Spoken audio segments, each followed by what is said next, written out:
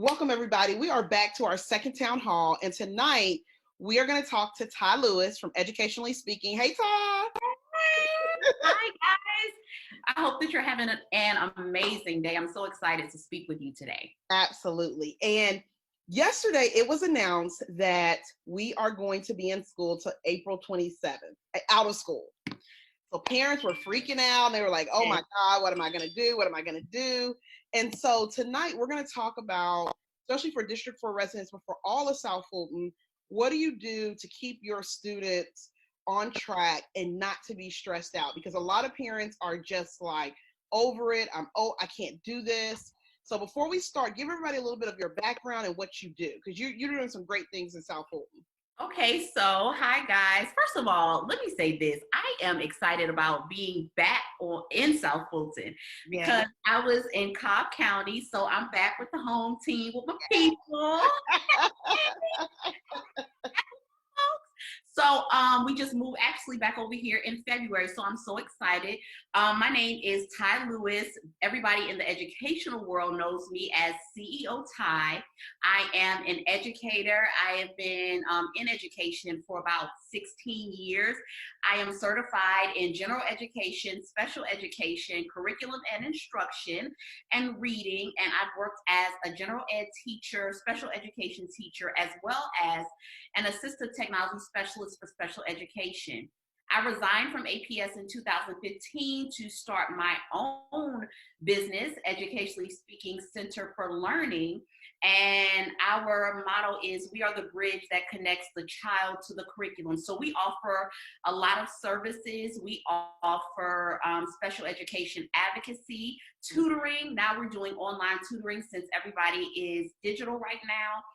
We also offer content, resources, an online academy, as well as consultations, reading and homeschool consultations, and business coaching as well.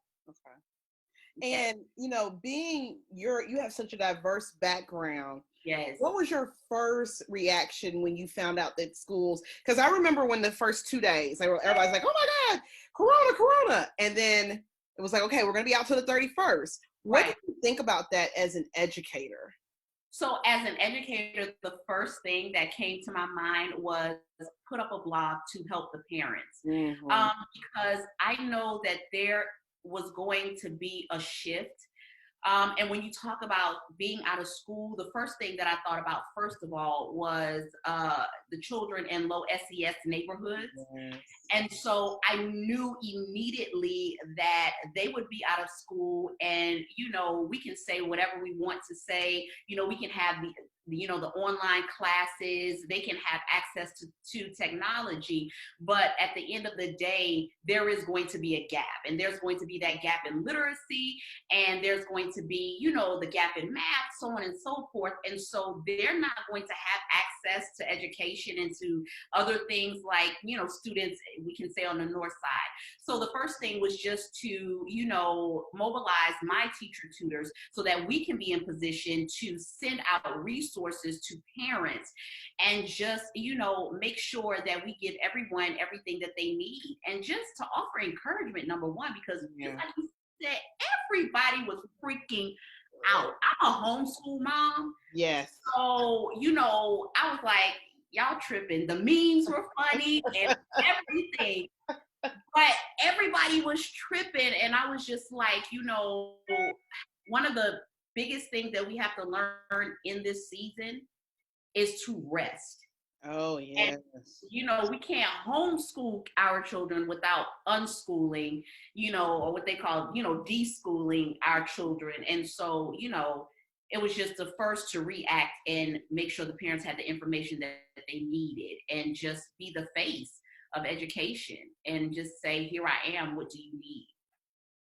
And, you brought up some really good points, because as we're talking about just everybody take a deep breath, everybody calm down. I think a lot of us, we're both teachers, even though, and going into this new season as running for the school board, I find that a lot of parents want to just cram 8 hours worth of instruction to children. And I'm like, you can't do that. Like, you gotta think whatever you're gonna do with them and still half it. so that you're not overwhelming them and you're not frustrating them and you're not undoing what the teacher has done. So as you go into, we went 2 weeks into just working from home, teleworking. What are some of the things that you did immediately for your students? I'm sorry, for your kids and for the kids that you service. Okay, so for my children, my own daughters, the first thing that I did was I changed our schedule. So our homeschool schedule looked different. Oh. Yeah. So we start homeschool at 8:30. And so we go from like 8:30 to 1. That's a typical school day. And so I changed our schedule because my husband had to come home. He's an educator as well. Yes. And so we started a little later and made our days shorter. Oh, okay. Yeah. And so because I'm going to get to what you asked me, but for this time for me, spending time with my family is more important. Because we can always flip the days and do school. Absolutely. And we still have the summertime. And so that's what I did for our house. And just, again, to spend that time together around the breakfast table before we started our day and just be intentional about every moment.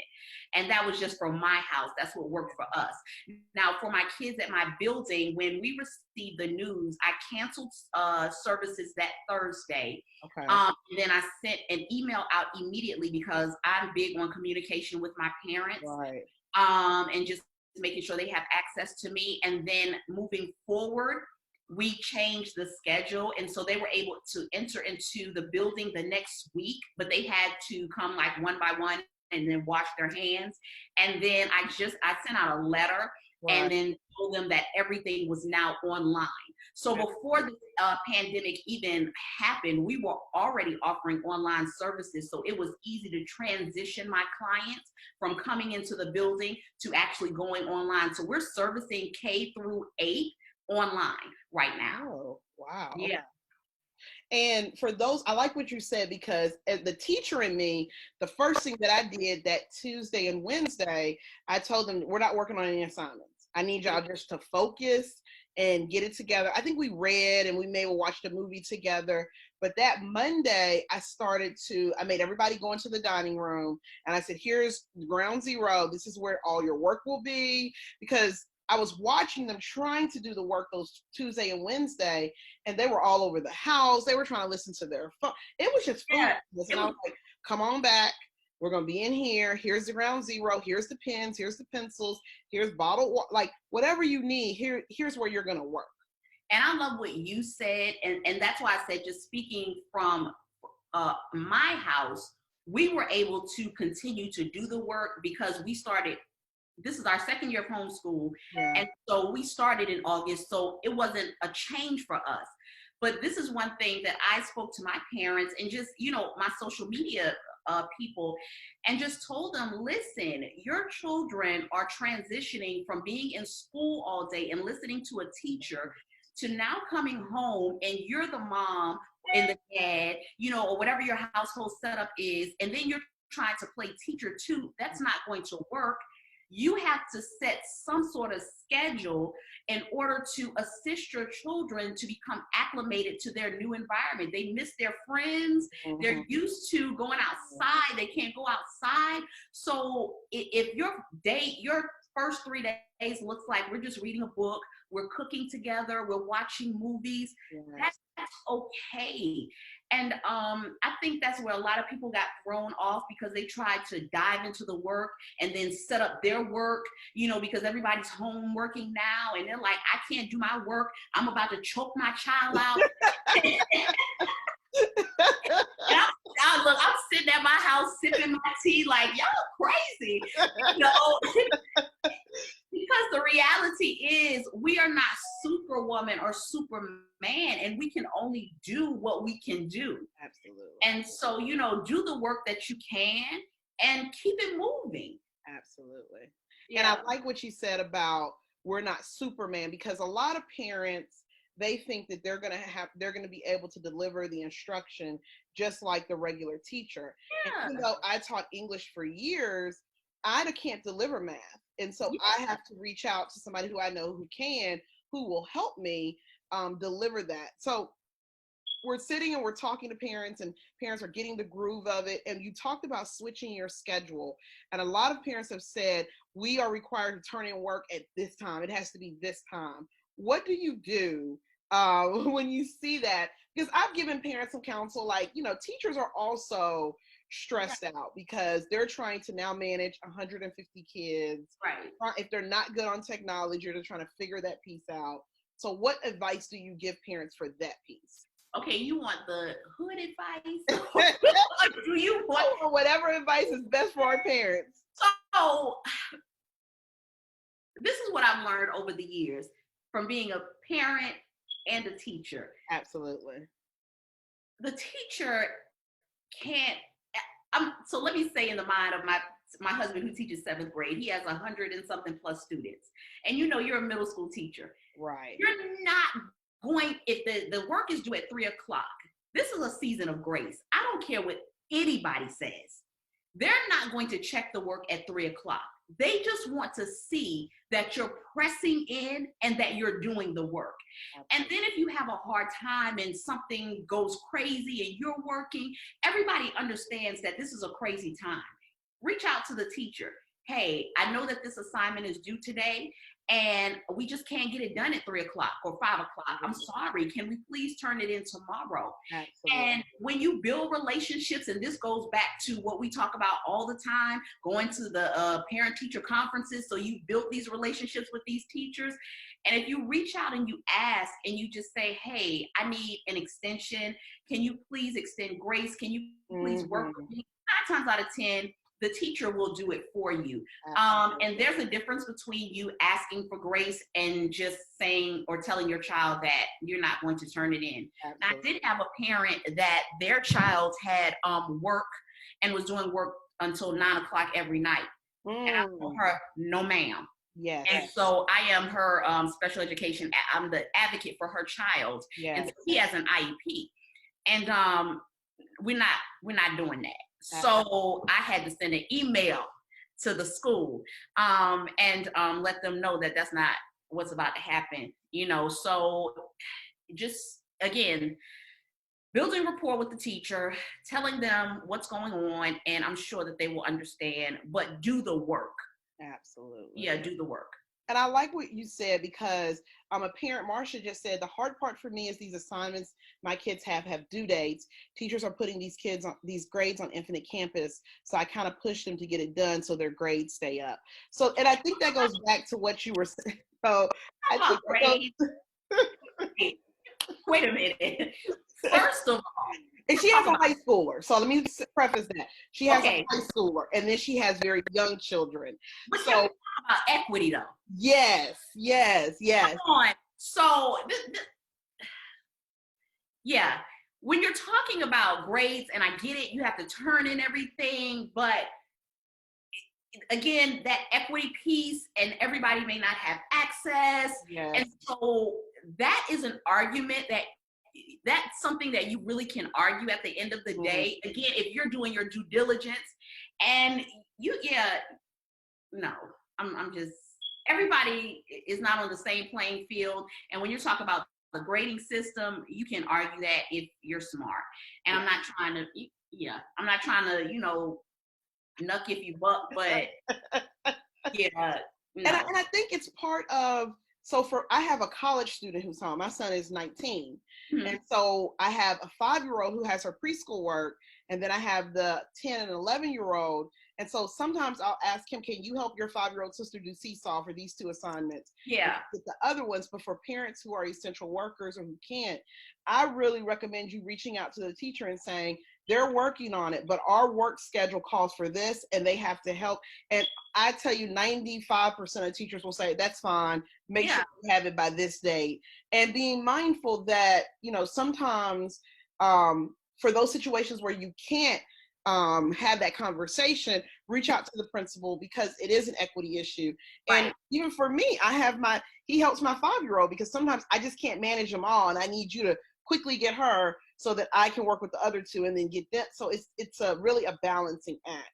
Right. Do you think that as we go into this teleschool and a parent has their child and they're noticing some behaviors of their child, how do you, like, the behaviors academic, and then also it may be like behavior in doing the work, what advice do you give those parents who are saying, oh my God, well, first off, it's two things.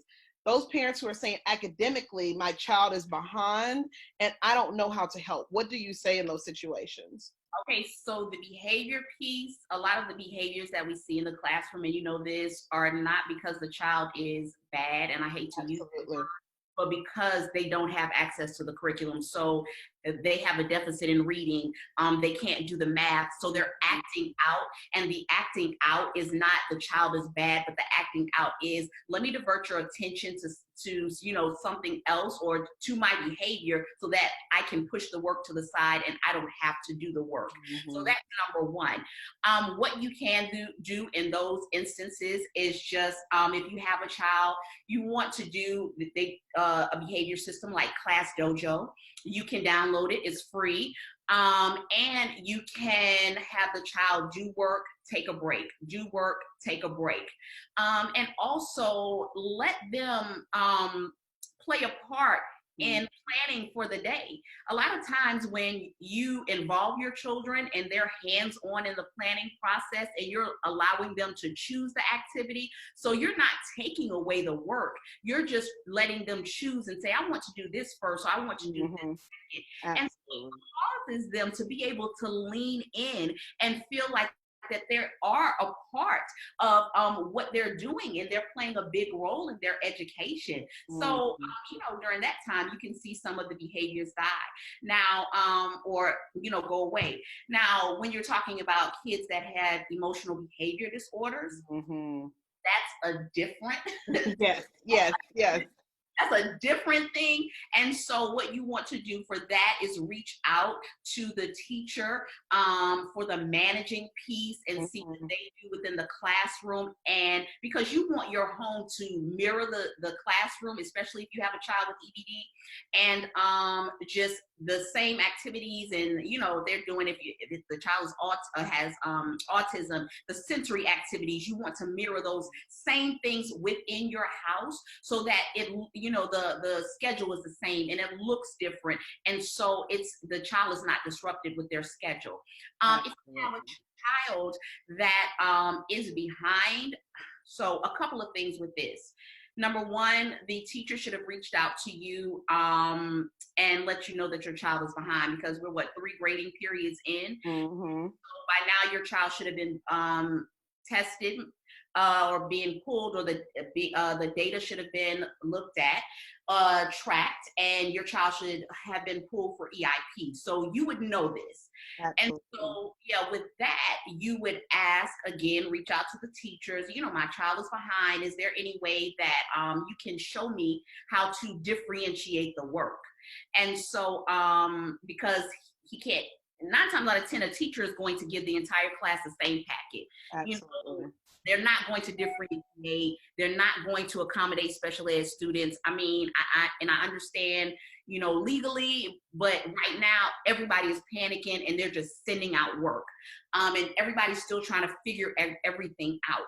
So I would just, again, suggest reach out to the teacher, ask for, work that is differentiated, or ask if you can just chunk the assignments and not do the complete assignment, and then sit down one-on-one and work with your child.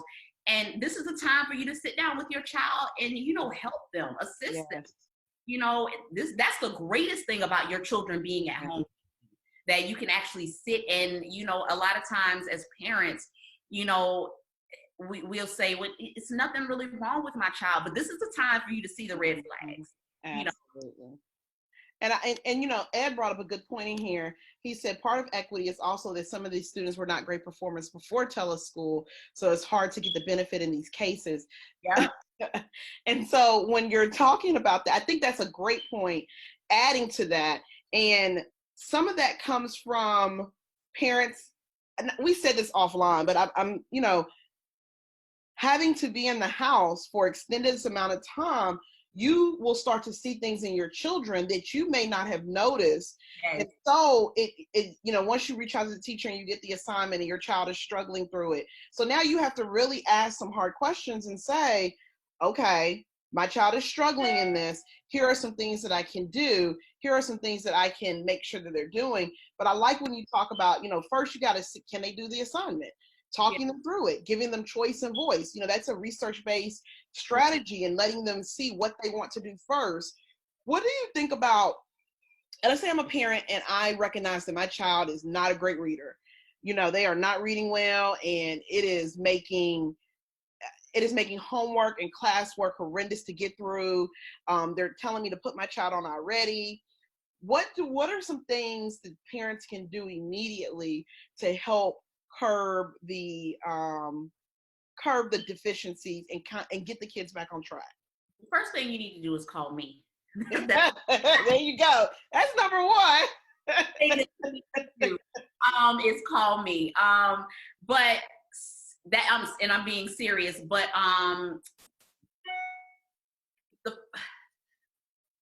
so this is a struggle for me.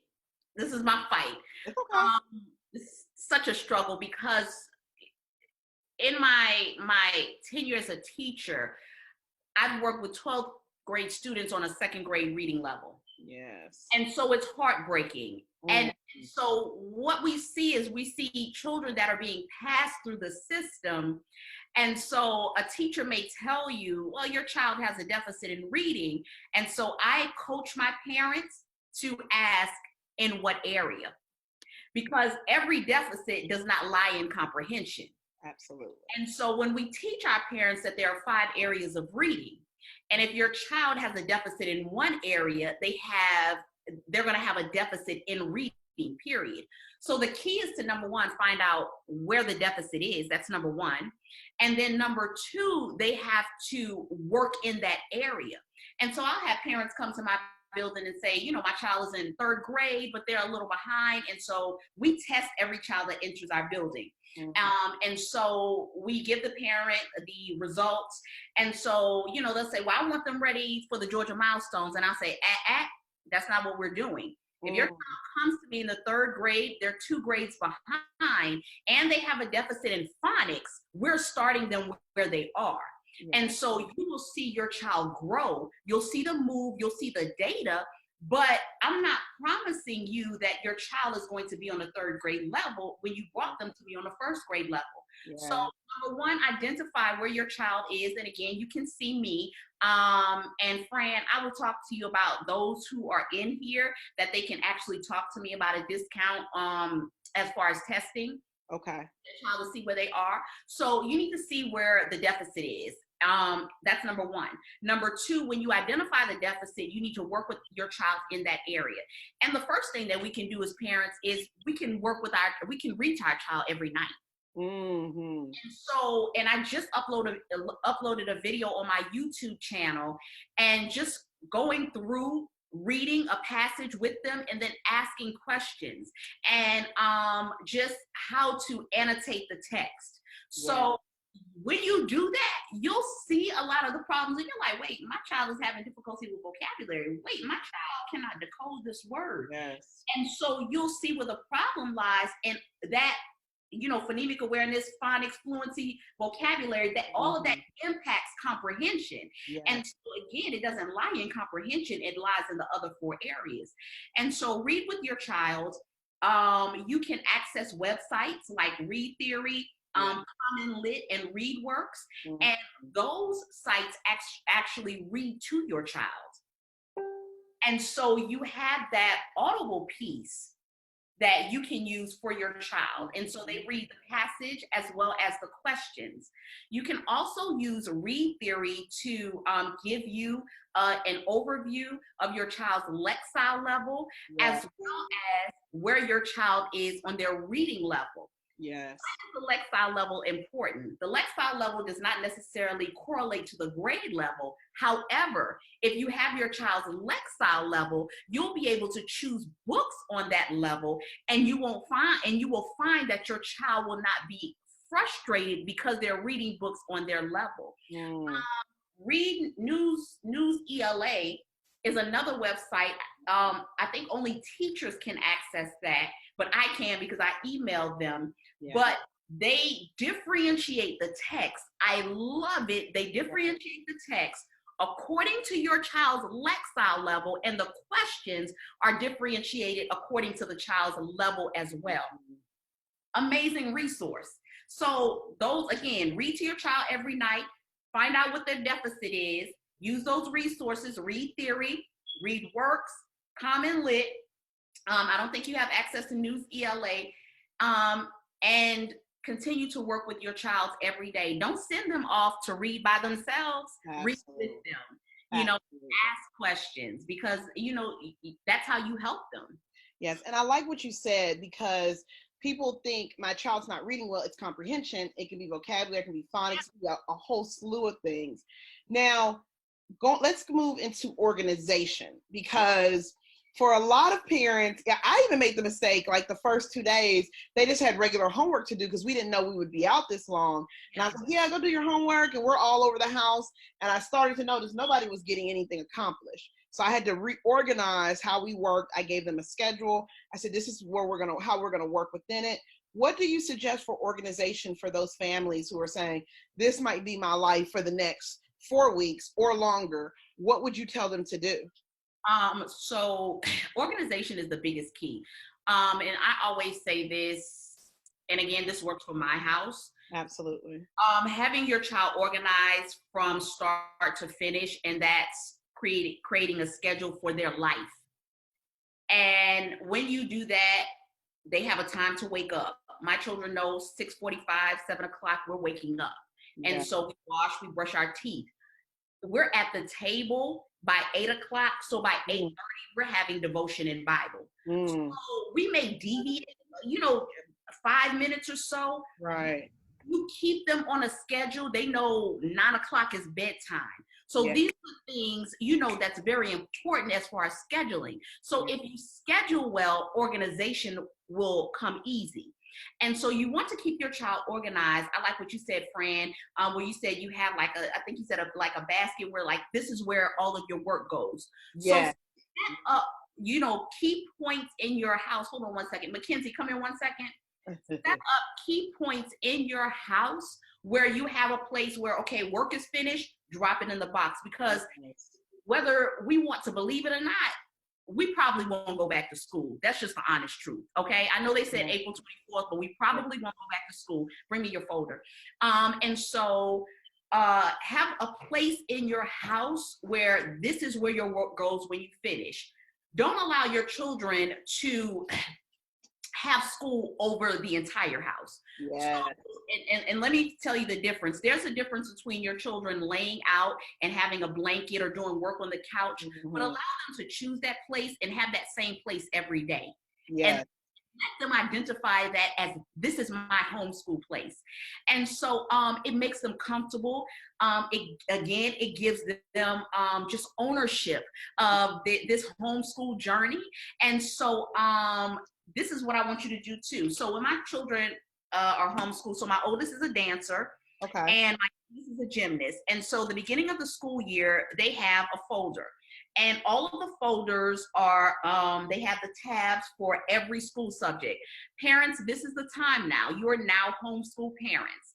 And so what you want to do is say, okay, I have a folder for you, and this is the work that you're going to do today. And then this is where you can turn it, and this is the basket where you turn in your work. So print out the work ahead of time, look at the work, and then let them know what they have to do. So my girls know, they even have, well, this is their report card. These are all their logins and passwords. So make it easy for them. Their homeschool creed, their goals, their letter. Listen, my homeschool consultation is called Finding Joy in the Journey. Yes. Parents, this is the time for you to write a letter to your children. Our homeschool journey. Make this thing personal. Having you will never get this time back. Absolutely. So lean in and be intentional about starting this journey, and then find joy in it, and let your children see, I have my own folder. So this is, we're doing this for real. And I am responsible for my own learning. And so that's one way to keep them organized. My kids know I have a well-oiled machine, and me running a business, I don't have time for you, mommy, mommy, mommy. Nah. So I make them independent learners. And when it's time to teach, I teach. But when it's time for me to do my work, I have work to do. And so they know they have their stations where they set up. And so they're on a schedule. So write that schedule down. If you have a whiteboard at home, write their schedule down, and they'll know how to follow the schedule. And then give them their breaks. They need their breaks. Yeah.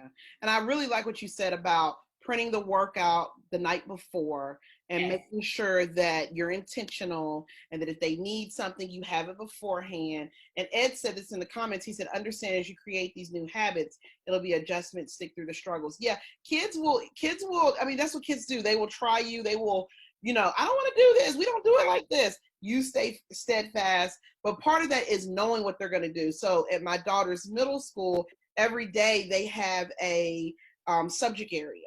And so we know on Tuesdays is math. So Monday night, she needs to print off what she has, put it on the table, get your stuff together, plug up your computer, make sure you have pens and pencils, so that they're not constantly getting up so they can play or not be focused. So I like what you said. And I love that binder idea, because some parents have said, I'm thinking about homeschooling my child, or I know that my child needs a lot of work. If you're researching, if you're reaching out to the teacher and saying, hey, I know you're going over equations, what are some things I can do to help them? Then you can have that, whether it's digital, whether it's print, and to go from there. Right. And the crazy thing is, transitioning from homeschool, and I'm strict. I'm scheduled but transitioning from homeschool to now being in this pandemic has flipped our lives. Yes. In the sense where my girls feel like they're kind of lax now, because when I say my schedule is crazy, I'm in the car maybe 4 or 5 hours at one time in the evening. So like my oldest takes about 14 hours a week of dance, Monday through Saturday. And my youngest is a gymnast, so she goes 2 days a week, and they're on the opposite sides of town. And then they have acting classes, and so my life is crazy. Yeah. So we had that managed, but guess what? They're not in class now. And so a lot of it is online. So it's different for them. So they're used to saying, Mommy, we're supposed to be here at this time. And so I think they feel like, oh, we don't have to be here. It's online, but it's a different time. And so, it's different. Yeah. And I really like your, when you talk about everything is different, and how this has even thrown you for a loop. And you're an educator. And so parents in District 4 in South Fulton, period, understand that there is an adjustment period, and that you will be okay. And it is normal to come with some bumps. Now, we talked about the organization. We've talked about helping with the skills. What do you do for those children who are gifted, or who are advanced, or who are in high school and they have demanding classes? How do you help parents kind of help them not either get too stressed out about what they're doing, or just be too lax into what they're doing? Oh gosh, acceleration. It's hard. But for the parents, it's hard to work with children with deficits and children who need the acceleration. Like, we're comfortable with the children in between, but it's like, if you're not an educator, how do I differentiate, or how do I accelerate my child? And so I'll speak to the reading piece, since that's my area. When you're looking at a child who is gifted in reading, you want to, again, look at their Lexile levels, make sure that they're reading. And in addition to that, make sure that they're combining reading and writing together. And we always know you don't teach subjects separately, you teach across the curriculum.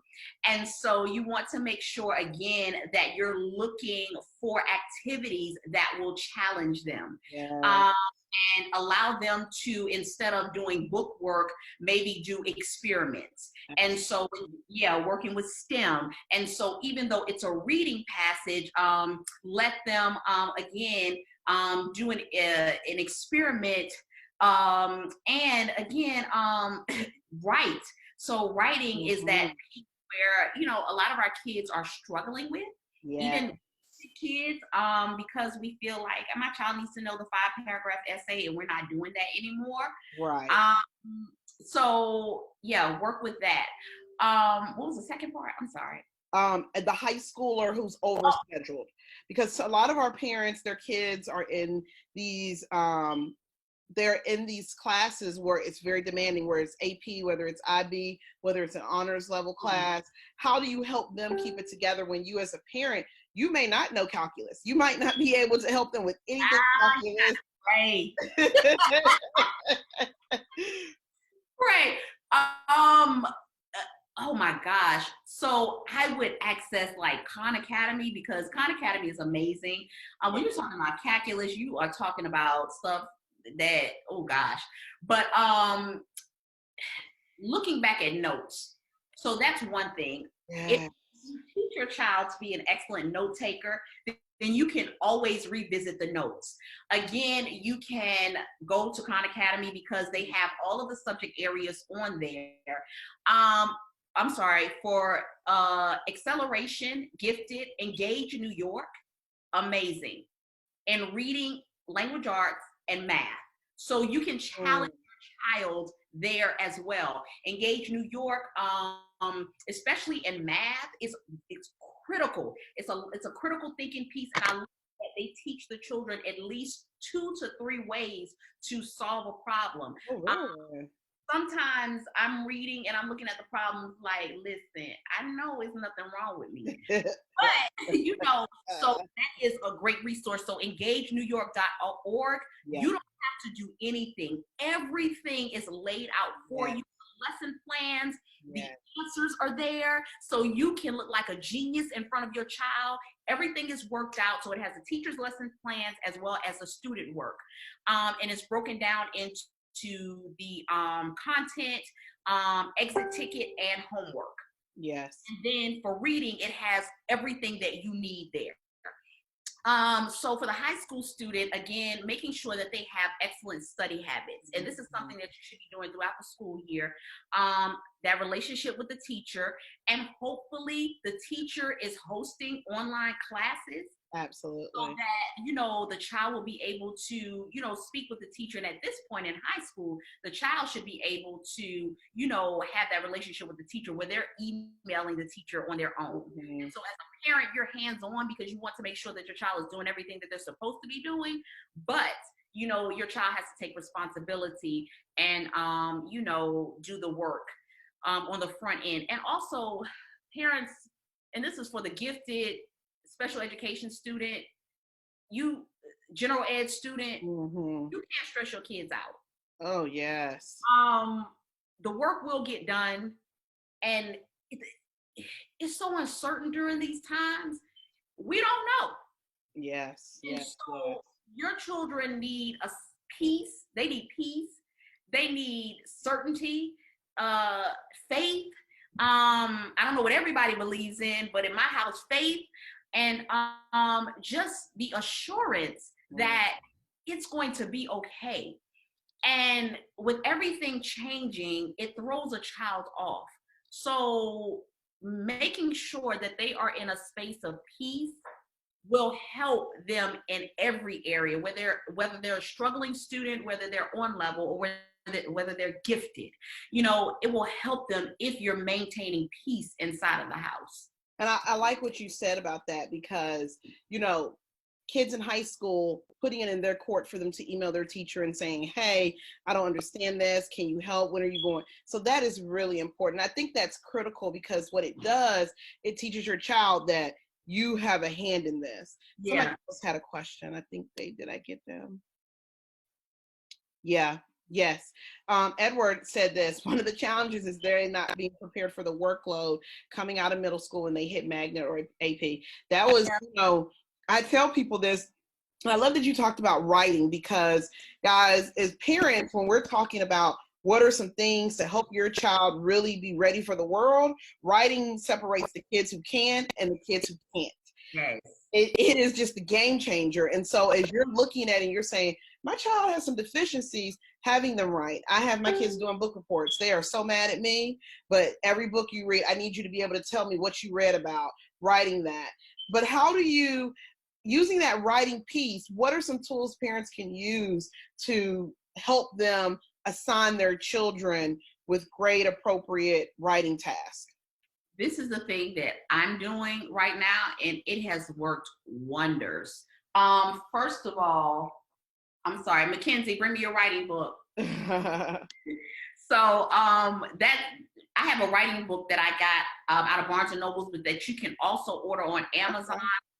So the first thing that you want to do, we can't make a child write if they're struggling in reading. Yes. And so reading is the key. Reading is the key to every single thing. Yes. And so they have to read and they have to be able to comprehend to answer questions in order to step into the story. And so when they are avid readers and they step into the story, then they will be able to say, the setting is this, and they will see how authors, bring writing to life. And so your children have to be avid readers. That's number one. Number two, you want to get them, and this is something that's simple. So this is the writing skills book, and you can get this off of Barnes. Y'all parents, y'all see that? Yeah. Get it for your child. Yes. I've seen those books, but I didn't know they had writing skills. Okay. Yes, I like it, and it's simple. Now, right now. Yes, I'll go to the Georgia Department of Education in a second. So this is a simple resource.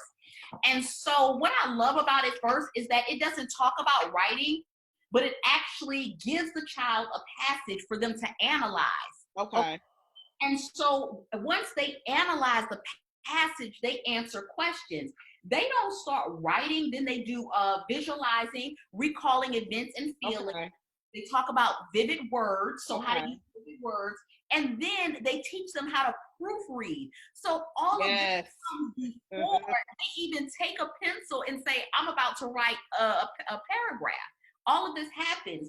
And so it talks about using the thesaurus, because you want to make sure that your child has a rich vocabulary. That is so important. And so once they go through these things and they do it with the personal narrative, with the opinion piece, so on and so forth, then they have the child write. Another resource that you can use, which is aligned to Common Core, you can go to the Georgia Department of Education and you can type in Georgia Department of Education writing assessment. And they will give you, I think, they will give you one writing assessment, one sample writing assessment for each, for like narrative, opinion piece. And so you click on your child's grade level, they give you the rubric. Absolutely. Guess what, parents? Guess what's there? A reading assignment. Absolutely. Because they're reading, and what they're having the child do is respond to the reading piece and citing, and they have to go back and get the evidence from the text in order to write the passage. Write the paragraph. And so it's not necessarily 5 paragraphs, but it's a response to the reading passage. Yes. And so they can go on there, and again, you can download that. It's free. Absolutely. And I like what you talked about, like the whole, I think parents need to understand that I tell this story and people were laughing at me, but my daughter, I had her email her teachers. And so I asked her, I told her to email her teachers, let me see it before you send it. And she had wrote you are. And I'm like, what? Come back. This is not going to work. But it's those little moments when you say, why is that not correct? Revise that. That all counts. Right. And so what you can have, if you have more than one child in the home, you can have them, and they're old enough, have them edit the papers as well. I love that. And so you're hands off. You're looking, but again, you're hands off. of doing the work. And so having them edit or proofread will help them become better writers because they're looking for the mistakes. Absolutely. In addition to that, parents have them type. Okay. So this is a time where your child is at home. Typing club is free. Absolutely. And so my girls, they write on a piece of paper and they use their graphic organizers. But guess what? Their final piece has to be sent to me in a Google Doc. I love it. So use all of that. Use all of these resources. And let me ask you this, because what you're saying is so important, and the parents who get it. Well, how can we help our parents who live in South Fulton who are saying, you know what, I'm struggling in this, even despite all of it, I'm struggling. What are some just motivational mental health things for parents for them to not get down on themselves? Because, I don't want people to think, we're educators, so we have a system, we see the map out, but for people who aren't, how do you encourage them, and how can they reach out for help, or how can they reach out to other parents, or those type of things? So one thing that I just want to remind you is that you're an expert in your field. Right. And so you do things well in your field, and we need you in that field. And so you cannot have negative thoughts and say, well, I'm not doing well because you're not a teacher. And I'm not saying that that's a bad thing, but you don't have the insight, just like you said, Fran, and you're not in the conferences and the planning meetings, so you don't know what's going on. You may not necessarily know how to read the standards or what is expected for each standard. And so with that, I just want to tell you not to be so hard on yourself. Absolutely. Again, what I've been saying the entire time, do what you can. And you need to rally around a support system. Every parent in here needs a teacher friend. And so, so everybody that's a teacher doesn't mean that they're good. So, you need a good teacher friend that's going to help you. A lot of people reach out to me, and I help as much as possible, because at the end of the day, education is my ministry. Absolutely.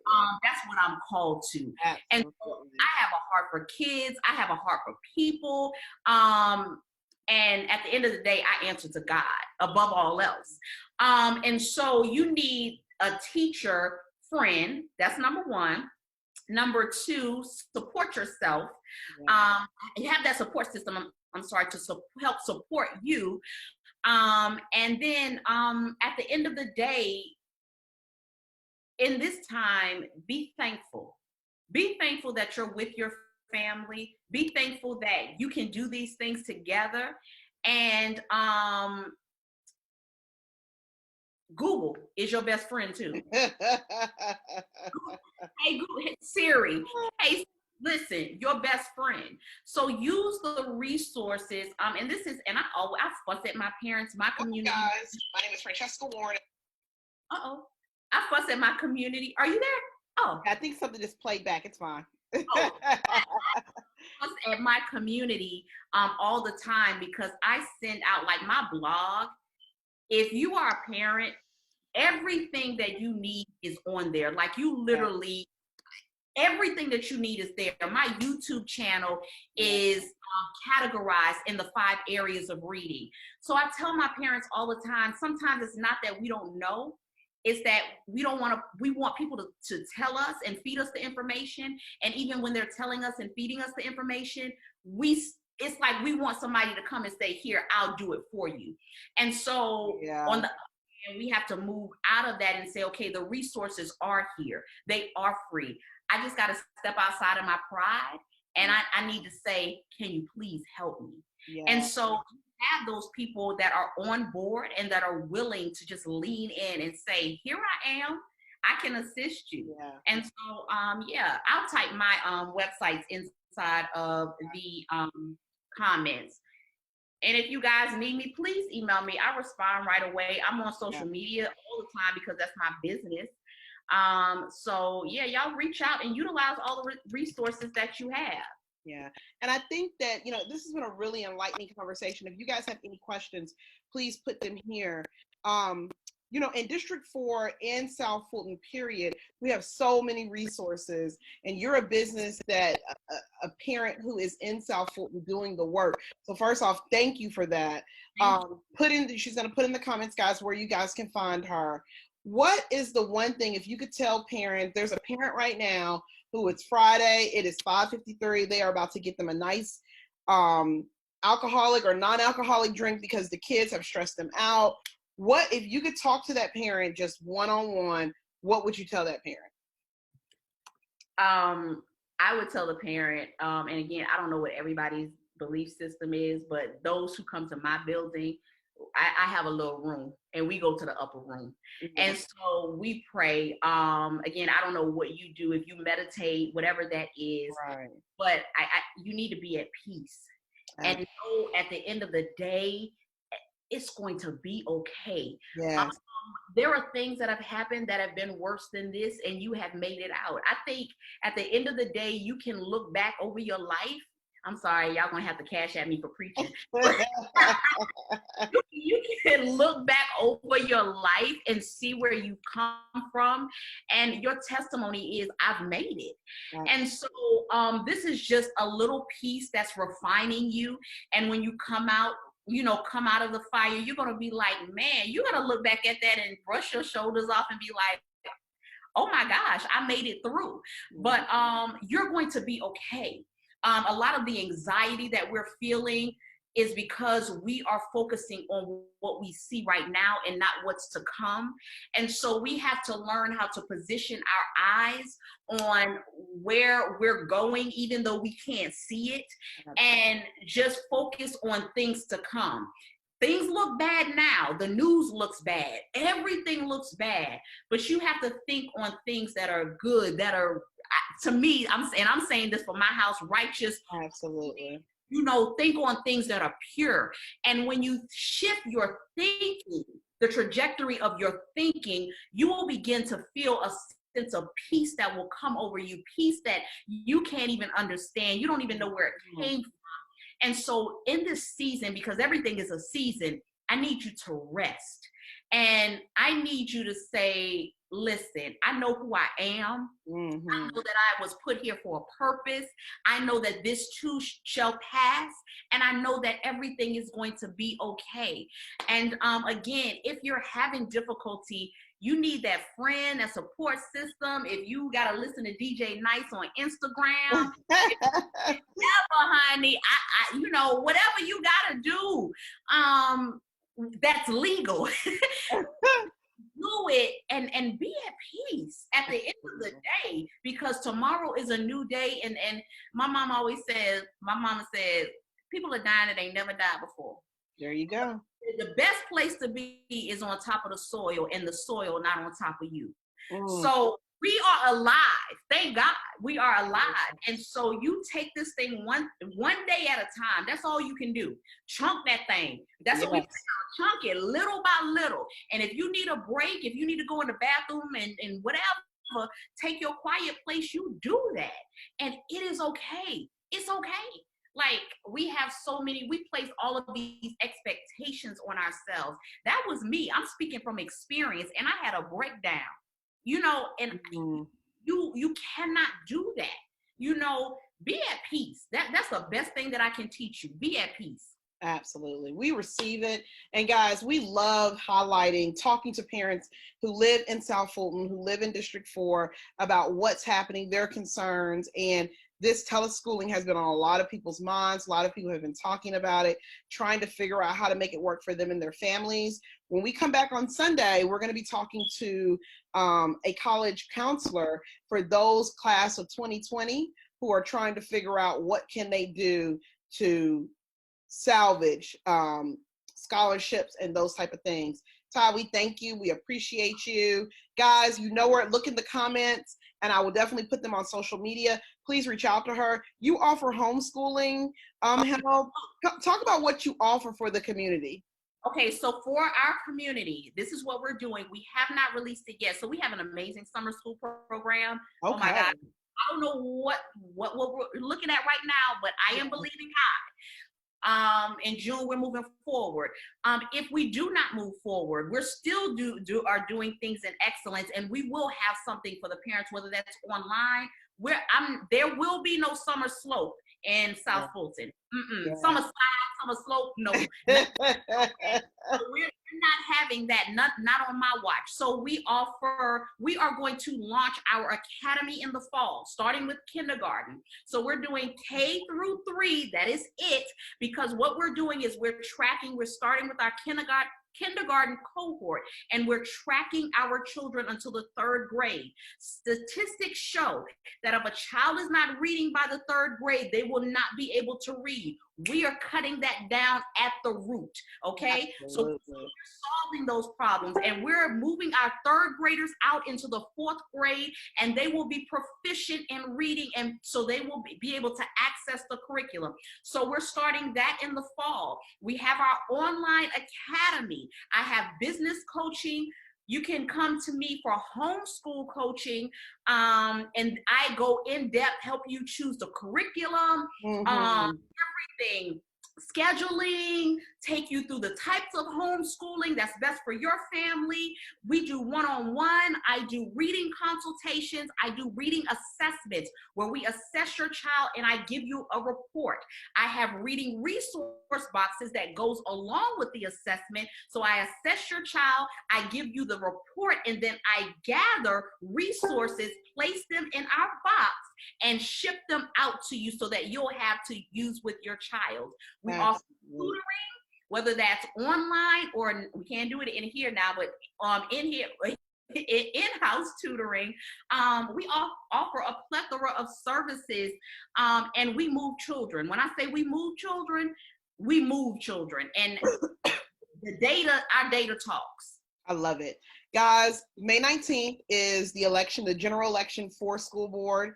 You are going to get an email where you are going to be able to do an absentee ballot, fill it out, vote for Franchesca Warren, District 4. Ty, we thank you. We appreciate you. Guys, you know how to get in contact with her. We'll see you Sunday. Bring your senior. If you have a senior right now who's saying, oh my gosh, I don't know how I'm going to do my scholarships, I need some one-on-one, we are bringing somebody. I'm bringing somebody to talk to you guys because we have a lot of seniors in South Fulton who right now are feeling really down. So we thank you. Have a great night. Get out, get some exercise, and happy social distancing. Yay!